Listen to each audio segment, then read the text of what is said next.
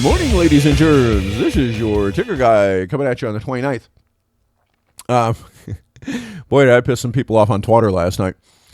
I started talking about yesterday the analysis that I've been doing here, social distancing and the impact it's had on transmission rates and things like this. And I keep coming back to an inescapable conclusion. We're dead wrong about how this thing's being spread. We have to be. All right.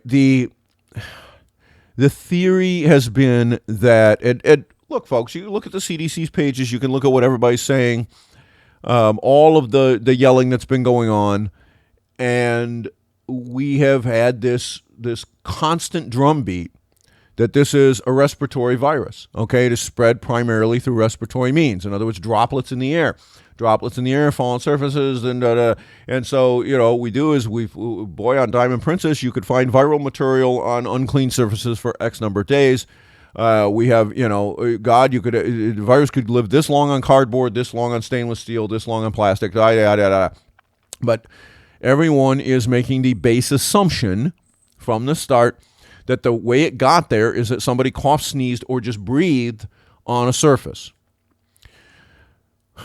We have been listening to that sort of bullshit coming out of the people at the CDC and everywhere else since this thing began, and yet we have evidence that this is wrong. Very early on during this outbreak, when it was still in Wuhan, that was the epicenter of everything, there was a study that came out that showed that the virus was shedding in feces. Now, that is an unusual thing for respiratory viruses. Almost no respiratory virus does this. And yet, this virus does. I would like to remind you that there is plenty of history, by the way, for viruses that attack older people much more severely than they attack younger ones. Polio is the poster child for this. There is also a great deal of history on those kinds of diseases that are spread through fecal-oral contact, having extraordinary R-naughts, ones that are you would not believe, okay? And again, polio is, again, the poster child for this. Ironically, white man sanitation good caused a lot of the paralysis that came with polio, because polio in very young children tends to express either as a mild respiratory type virus or almost nothing discernible as an actual sickness at all. But the older you get, the higher the probability that it goes after the nervous system, that it manages to get into that part of the body and doesn't stay in the respiratory system and digestive systems. And if that happens, you're screwed. So the interesting thing about this, the odd dynamic here, is that as we put indoor plumbing into people's homes and we essentially cut down the transmission rate to very young children that had just been weaned off their mother's breasts, we ended up spiking the number of people who got the form of polio that causes paralysis. Prior to roughly the early 1900s, 1920, paralysis from polio was almost unheard of. It happened every now and then. It was extremely rare. And yet what they found, they assumed when this started happening, this was a new disease. Well, what they found out is it isn't a new disease. It had been around in humans forever. And the only reason that it didn't kill huge numbers of people then, paralyze huge numbers of people, is because most people got it when they were a toddler. And it didn't really bother them very much, but they got immunity from getting it. And as a result, they didn't get the more virulent forms of it that attacked their nervous systems. So ironically, as we rolled white man sanitation across the land, we caused people to delay but not avoid getting polio. They got it as children as opposed to toddlers or adults. And we had the terrible outcomes that, of course, everybody knows about. People in braces and whole body braces, and in extreme circumstances, it actually killed you because it got into the part of your nervous system that services the lungs and the heart, which, then you're done. And thus we had iron lungs to try to keep people alive and things like that. Sometimes your body was able to fight it off and sometimes it wasn't. Some of that paralysis was permanent and there was nothing you could do about it because it did enough damage that your body could not repair it. So of course, now polio is essentially an eradicated disease, and the reason is not because we went back to spiking our children's water when they are little children with polio, but because we came up with a vaccine that actually works and has persistent immunity. And so we've actually got two of them. We got oral and IV or injectable. And so the injectable form, by the way, is as I've brought up before, has an interesting side effect, and that if you're exposed to polio, you can still shed it in your feces, even though you yourself don't get sick, which means a unvaccinated person can get screwed as a consequence of this, and that's a rather interesting aspect of things that I personally think is somewhat fascinating too. And so in many parts of the world, we still use oral or we use both. And the reason is that there's a lot of unvaccinated people, and by God, you do not want to give it to them after they're older than an infant. Okay. Why all this history? Why the history lesson? Because we constantly think of R naught as a fixed number, and in most viral cases, it is not. But in most viral cases, we properly characterize how they get transmitted fairly early on, and we understand it. This virus is being intentionally misrepresented. And I will go that far as to say it's on purpose. It's not an accident anymore. Enough time has gone on, and the data has been out there long enough that anybody that is not being honest about it at this point is doing it on purpose. And I've got a hypothesis on that. And a lot of it goes to our hero worship bullshit culture that we have in this country. And I don't know that it's necessarily conscious hero worship bullshit in our culture, but it's there. We have this with our police officers. Police officers are fabulous people. Thin blue line, da-da-da-da-da-da. You even have flags where they've replaced the stripes with blue stripes. This is an obscenity, by the way. The American flag does not symbolize police officers. The American flag symbolizes freedom, the original colonies and such. So the idea that you can somehow turn this into cops is something that we should stand up and salute is just crazy. Okay, it's lunacy. We pay police officers. If police officers volunteered their time, effort, money, and everything else, they bought their own guns and they went out and they patrolled and made citizens arrests and hauled people before tribunals, I might be willing to say, okay, you put your ass on the line for nothing. However, the fact is they put their ass on the line for a big fat paycheck. And for those who say, well, they don't get paid very well, you take a look at their health care and pension systems and come back and talk to me about that. The so-called public worker, if you will, that manages to retire at age 50, whether you're a school teacher or a cop or a whatever, firefighter, whatever have you, gets a big fat pension. You go run the math on what that's worth. And by the way, do not try to compare it to Social Security, because Social Security makes an assumption that you will croak at some point. Of course, we all do. But very few people die before they get to be 65. Okay, so the actuarial tables, and actually, if you want to know what this looks like, folks, just go online and price any of the life insurance companies, the term life insurance companies, as a 55-year-old person, price a 10-year level term policy. Okay, and then as a 65-year-old person, price a 10-year. Come back and talk to me about the ridiculous difference in cost between those two. The life insurance companies are not stupid. They understand what the risk of death looks like as age goes on. They calculate that all the time. In fact, they pay some actuaries a whole lot of money to get that right, because if they get it wrong, they go bankrupt. All right. So again, a lot of this is the hero worship thing. We have people cheering on healthcare workers and this and that and there. All this preamble. Carl, God, you're a pain in the ass. You've gone on for nearly 10 minutes and you haven't gotten to the point yet. Well, sorry, if you don't understand the background, you won't understand what I'm saying. So you need to have the background. It needs to be ingrained in your thick, hairy skull. Here is the bottom line on all of this. We have now had approximately 2 weeks of social distancing, 15 days to stop the spread. Remember, this is what we hear from the government. This is what we hear from Pence. This is what we hear from Trump. This is what we hear from Birx and Fauci and all these other people. All right, so we have put in place these measures to somewhat varying degrees across the country, but in all cases, we are being told to practice social distancing. Now, that and in most parts of the country, that social distancing has come with very extreme changes that are forced in behavior. So, for example, in Florida, we have closed all the bars. We've closed the beaches. We've closed the restaurants except for takeout. We have upended people's lives. In most states, anybody associated with those businesses is out of work. They're sitting at home because they have no work. Okay, we are told you cannot gather in groups at all. You cannot have groups larger than anywhere, depending on exactly where you are, 50 people, 10 people, one person.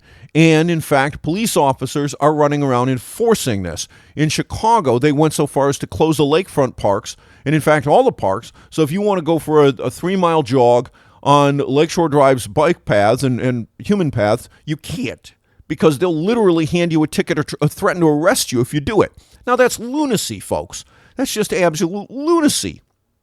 They're running around in this area in Florida, where we've closed restaurants, we've closed bars, except for takeout again. We've closed basically everything down. We've also closed all the parks.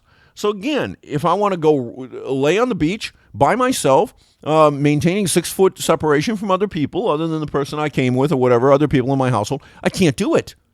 Okay? They'll run me off, threaten to arrest me.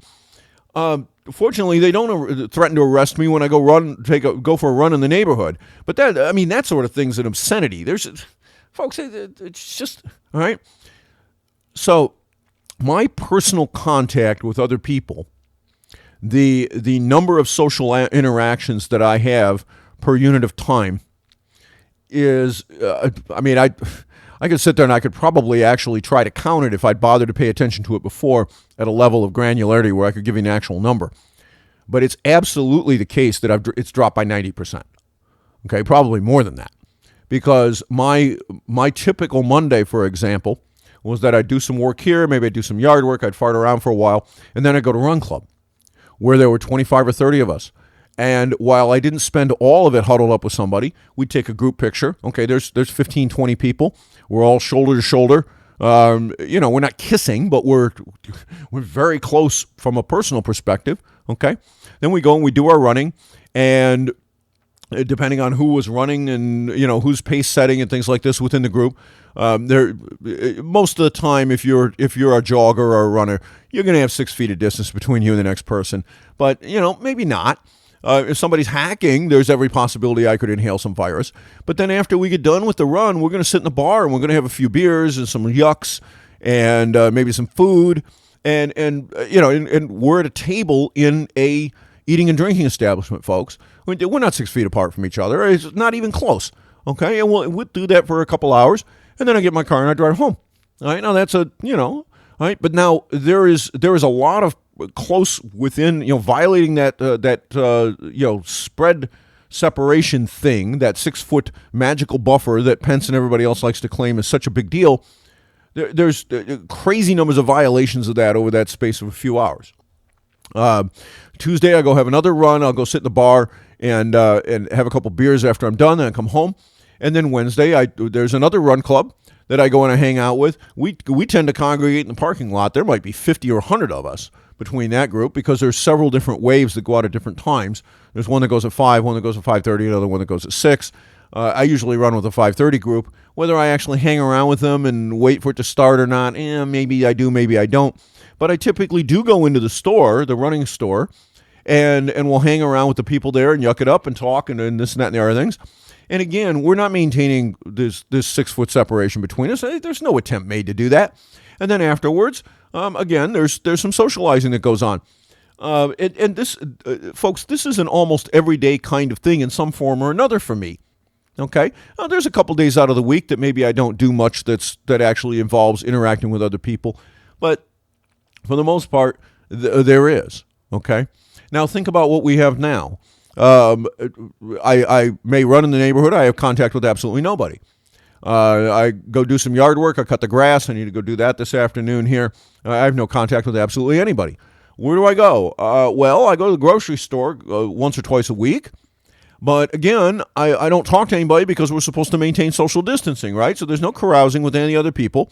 We try to keep that 6-foot distance. Everybody is so scared to death that they're going to get this damn virus that nobody gets anywhere near anyone. No one even says hi to each other in the grocery store. We're all, you look at the people in the store, they all are wondering whether or not somebody's going to either give them a virus or shoot them.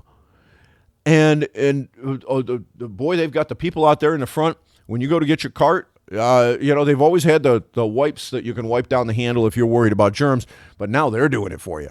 So nobody takes a cart that hasn't had the handle sanitized, right? We get up to the check stand.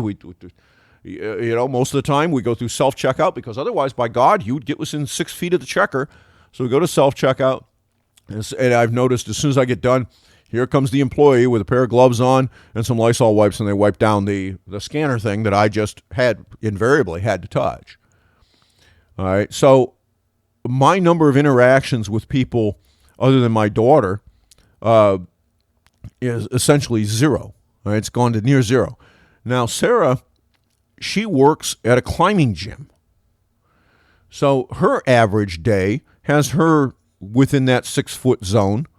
Good God. I mean, dozens of people, maybe hundreds, depending on exactly how busy the place is. I mean, that's a retail-like environment. All right, she's helping people out with this, that, or the other thing. She's taking their money. She's handling currency, by the way, which is again, hey, if there's a virus running around on money, right? So her average day, she has interactions with dozens, if not hundreds, of people. The only person she hangs out with right now is her boyfriend. Okay, that's it, pretty much. And so her level of social interaction has probably gone down by 99%. All right, mine's probably only gone down by about 90%. Because I'm really not all that social of a creature to begin with. But good God, most people? Oh, you got to be kidding me, all right? And, all those people at St. Patty's Day pub crawl and things like that, forget it, all right? I mean, there's days like that where I come within that 6 foot zone of more people in an evening than I do in a week. But all of that's gone, all that's stopped, and it's been stopped now for about 2 weeks. And so the viral time, the generation time, is approximately 1 week. So for the first week, all the people that you're seeing showing up in the positive numbers are people who were positive before. Okay, in other words, they got positive before the clampdown started. And yet it takes time for them to get the disease and actually have symptoms and go somewhere where somebody will test them. All right, now we won't test people that don't have fairly significant symptoms, but we will test people that do have significant symptoms. And as a result, we get this every day. We get these viral counts, and boy, do they look scary. Yesterday it was 118,234 was the number of positives, okay? And by the way, an awful lot of the people that go and think they have coronavirus don't. And then we have all those people who think they have coronavirus, who stick the swab up their nose, and it says they don't, and the test is wrong because 30% of the time it's wrong, all right? But that 30% error rate is a constant. So if it was off by 30% today, it's off 30% yesterday, it's off there, So the curve is still valid. It's just shifted higher from where it would otherwise be. All right, so from these numbers, we can back into these R-naughts. And this is a fascinating piece of information because we have shut down the economy. We have destroyed leisure and hospitality. We've probably destroyed of the average person, we've probably destroyed 90% of their social interactions. We've told people to stay home. In places like New York and California and other spots like that, and in fact, in places like New York, where it's gotten really extreme, we've issued shelter-in-place orders. We've gone way beyond, don't congregate in groups of greater than 50 or greater than 10 or whatever have you. We've actually told people to lock themselves in their house, except to go to medical appointments that are necessary, not optional. Okay, so if you need to have your teeth cleaned, tough balls, you got to wait. But if you need to go to the grocery store to get some food, you can do that.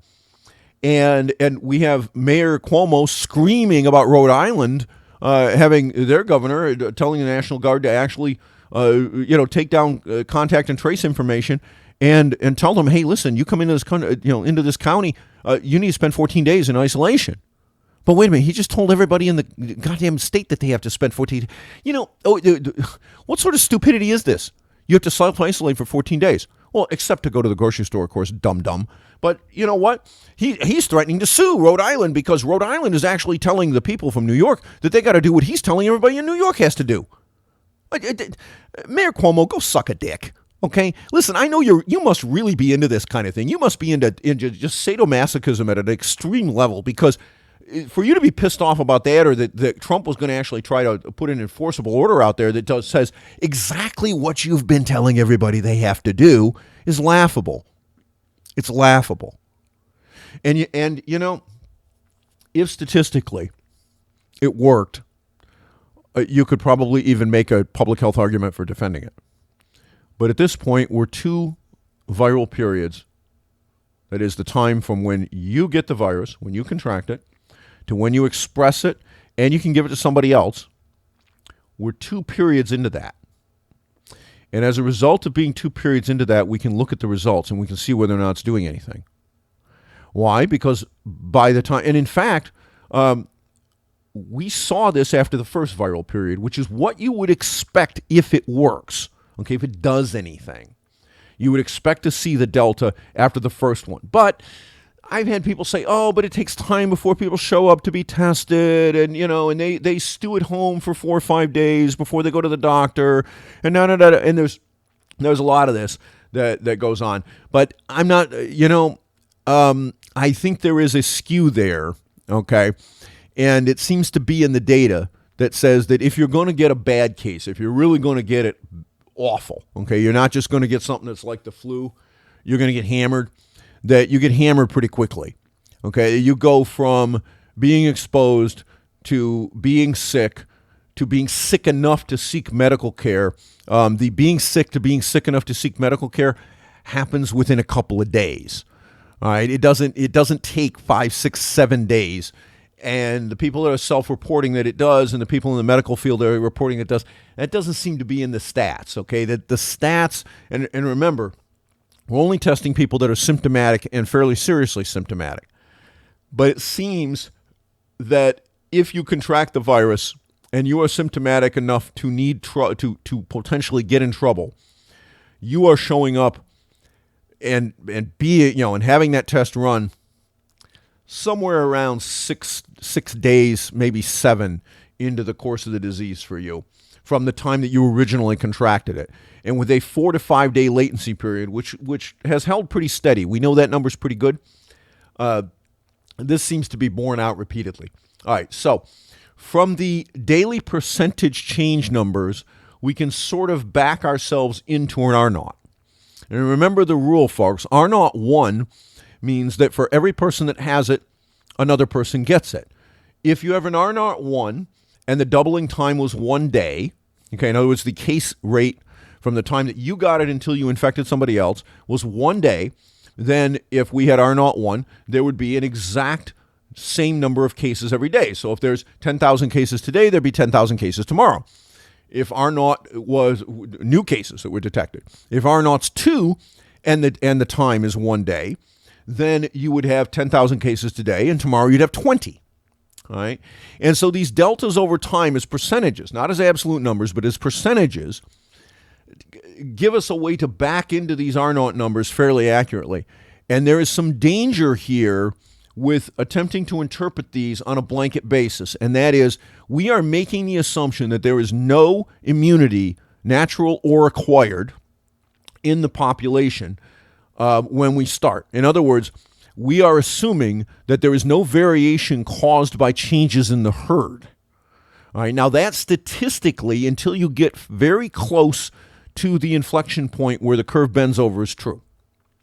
All right, so that is, but the key element here, folks, is you can't have large numbers of silent attacks, because if you do, then the deltas that you're seeing in these case rates are not necessarily coming from changes in behavior. If you implement changes in behavior, they're coming from the basic characteristics of the disease itself and the way exponents work.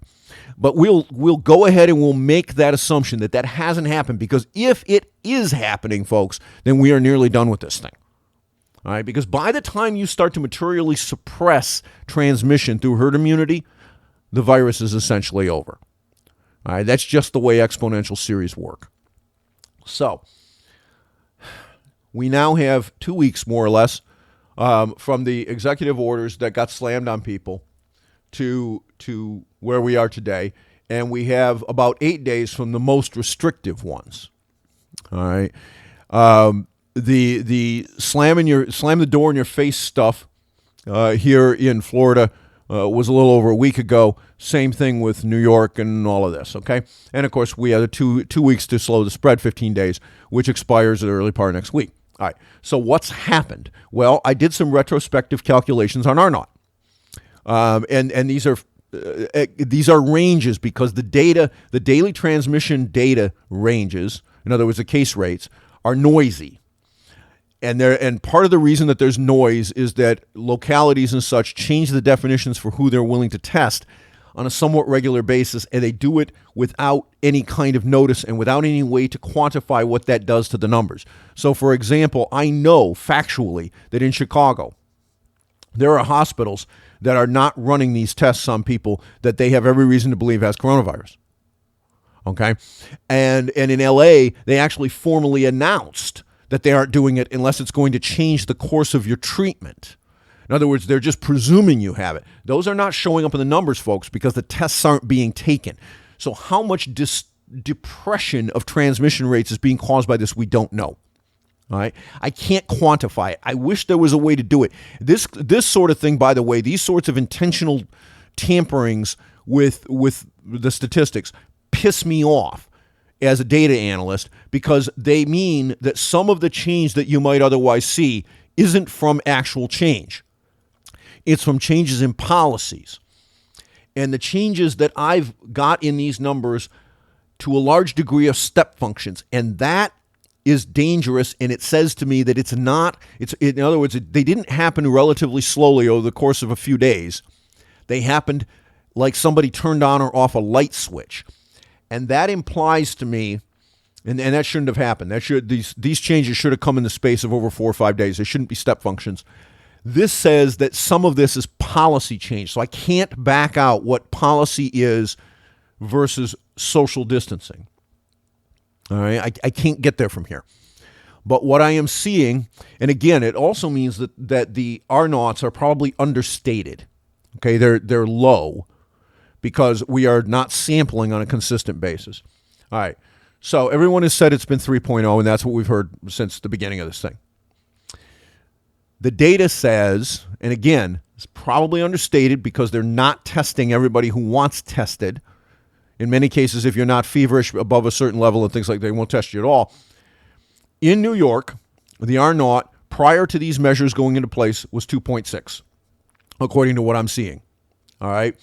Now, 2.6 is probably understated. So the 3.0 that has been bandied about, I'm entirely willing to believe that that's an accurate number. I have no reason to think that that's wrong. Okay. Because we, again, intentionally undersampling. The U.S. as a whole, 2.4. So that's not all that shocking, okay? People are more densely populated in large major metros than they are in other places. And again, if we assume that the undersampling is somewhat consistent, that means it's 3.0 in New York and 2.8 everywhere else, all right, as a whole. So if you were to look at the United States as a group, as a cohesive group, it's 2.8. That's within spitting distance of 3.0. And so the back calculation, once you have some data, really doesn't look like they got it all that wrong. Okay, maybe a little bit, but not all that wrong. All right. So now we've had these policies in place for 2 weeks, and what have we done? All right. New York's currently measured is 1.8. Well, okay. Now, again, that's understated, okay, because, again, New York, we know, is not testing everybody who pops up and wants it. And, in fact, they, too, have gone to this, well, if you're not being admitted, we're not testing you kind of thing, right? Or at least if we don't think you're going to get to clinical admission. So where is it really? Well, I don't know exactly, all right? But if we put the same 0.4 on there that we put on there before, then we're 2.2, okay, 3.0. So that, and folks, I'm going to assume that they didn't change policies in the middle of the game, but I bet they did because there have been some announcements that I know LA did, but I don't have specific LA numbers that are good enough, and I'm not even going to try to use them because I know they switched the conditions of the test in the middle of the run. So I don't know if New York did, all right, but I know LA did. All right, and the U.S. as a whole has gone from 2.4 to 1.9. Okay, so 2.4 to 1.9 is about 0.5.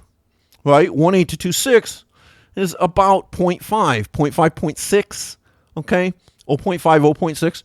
So for a depression, an intentional depression, millions of people out of work, 10% of the service industries will never reopen, a shutdown of essentially every restaurant and bar in America, a 90% reduction in the average person's social interactions. We didn't get below 1.0. We didn't get down to seasonal flu. And we got a 0.5-ish reduction in R naught by locking everybody in their house. Well, that's not the majority of how the spread happens. Remember, the whole thing is 3.0. And we got 0.5 out of shutting down all social interactions. That's not the majority of how this thing spreads. Not even close. 0.5 out of 3.0, well, that's a sixth. That sucks. Okay?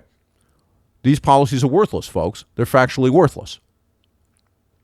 So if the basic social interactions that we all have every day as ordinary Americans is not responsible for more than a sixth of the transmission, and that's what the data says. I don't care if you agree with me or not, folks. Data is data, okay? This isn't politics. This is data. If a sixth of the transmission is happening from ordinary social interactions, we're goofballs to do social distancing and lock half the country down and to shut down every bar and restaurant and everything else. That's not how this virus spreads. It's just not. So where's the rest of the spread coming from? Well, it's coming from somewhere. If I'm in my house except to go get groceries, and if I go for a run where I can't spread it to anybody because nobody gets within 6 feet of me, how am I personally possibly able to spread the coronavirus? I can't. Who's still open? 100% of the time, all the time? Well, around here, some of the construction folks are, but they're not falling over dead. They're not ending up in the hospital with coronavirus. And besides, if there's a guy on my roof nailing on shingles, he doesn't have any interaction with me. So that's not the cause. The guy mowing my lawn, if I had a lawn service, I don't, but the guy mowing my lawn, he's running around a lawnmower. He doesn't get within 6 feet of me. He's not spreading it to me. He can't go to the restaurant or the bar when he's done because they're closed. So he can't be transmitting it that way and spreading it around. What's open? Hospitals. And by the way, you're not getting in your dental office because you can't go in there either unless you need a root canal or something like this. And then in some states like Pennsylvania, you can't even have that done. But the hospital's open. Sick people still have all the medical care they want. In fact, the hospitals are busy. They have more people coming in there with alleged coronavirus. And we have coronavirus wards. And we have all these heroes, the thin blue line type people that we worship. Oh, Marcus Welby, House,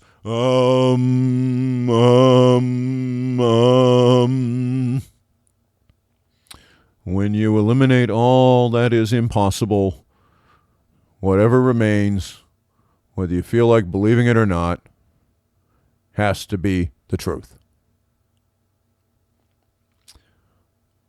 The medical system is and always has been the primary means by which this virus spreads in the community. That is the hospitals. That's where it's coming from. And this is not a primarily respiratorily transferred virus. Oh, I'm sure there's exceptions. If you're hacking your head off, I'm quite sure you're very contagious during that time that you're hacking your head off and you've got a big viral load. No question. But that's not most people most of the time. Most people most of the time are asymptomatic and they're just breathing. And they are not transmitting the virus. All the social interactions, all of us going to the bar and the restaurants and sitting down and yucking it up and having a good time and schmoozing and whatever have you, we are responsible for some transmission doing that. about a 0.5 out of the 3.0 of R naught. 1/6. The rest of it is being transmitted via other means. Is the entire 5/6 coming from medical, the physicians and the doctors and the nurses and the hospitals, and being brought out into the community and spread to their families and to every random person who gets on a subway train after a doctor or a nurse does when they leave for the day and go home? No, not all of it. I'm sure some of it is being transferred via other means that we don't yet know and we have not yet found.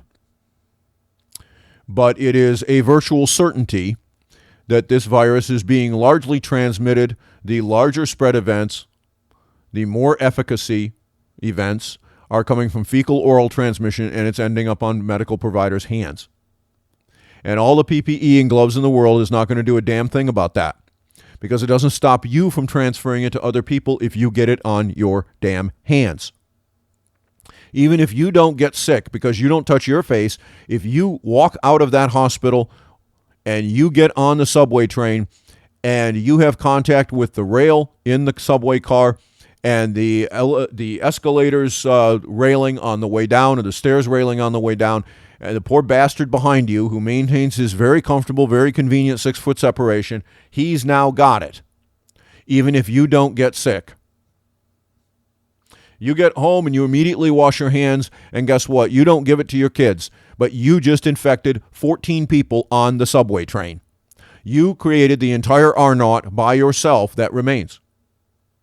And anyone that thinks this is not what's going on is wrong.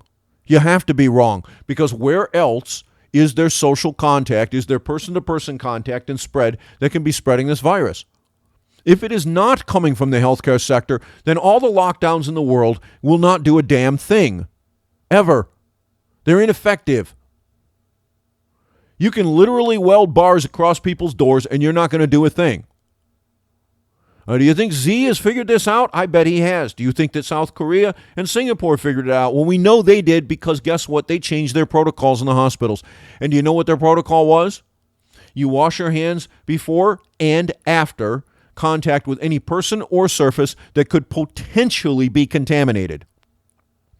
Think about it, folks. You're a doctor or a nurse in a hospital, and if you don't do that, you are eventually, assuming that this virus is on the surface, let's say it's shed out of your ass, and your patient gets up on the table, and you got one of them paper covers on there. He gets up there, you do the exam, okay, fine. He gets down, and either you clean it or environmental services comes and cleans it. You think everything's fine, except you have some of it on your hands.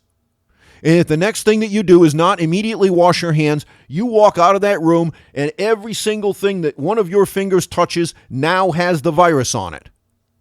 And if one of those things that you touch happens to be a countertop, an elevator button, or whatever, one of the other people that happens to be in that hospital contacts that, now they've got it on their hands. And so you don't have to be the one that brings it into the subway or out of the building or onto the handle of the door of the hospital. It could be anybody who happens to be in there, the entire place.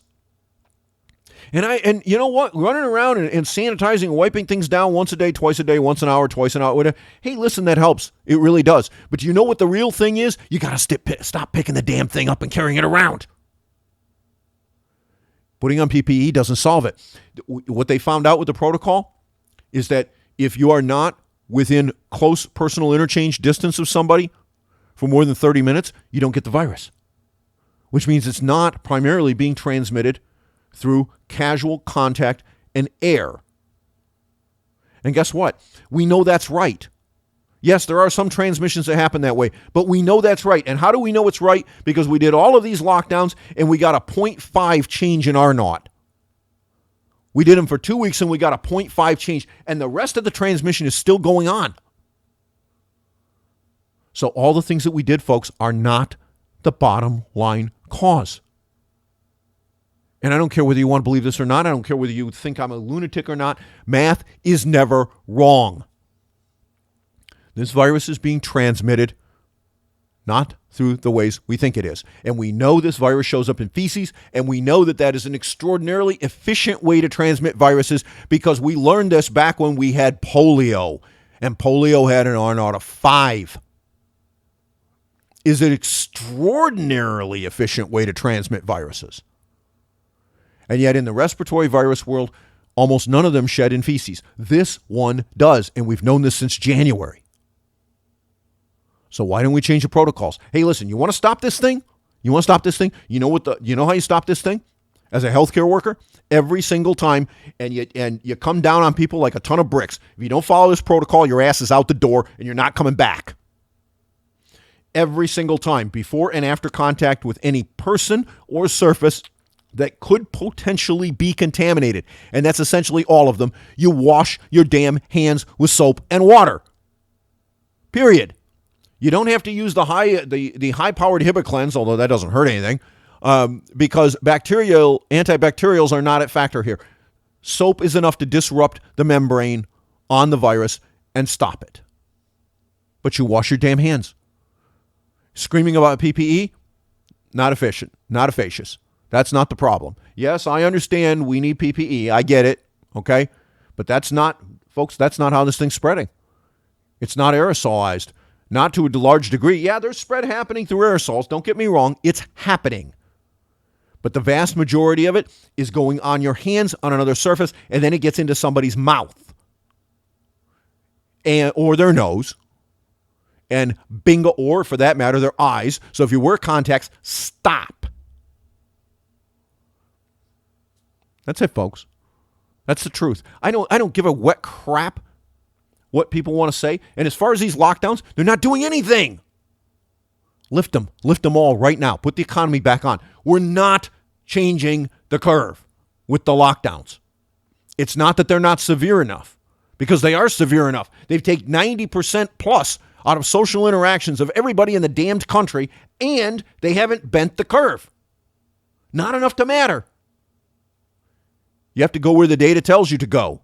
And where the data tells you to go is that the people that are spreading this virus are the people in the hospital. Period.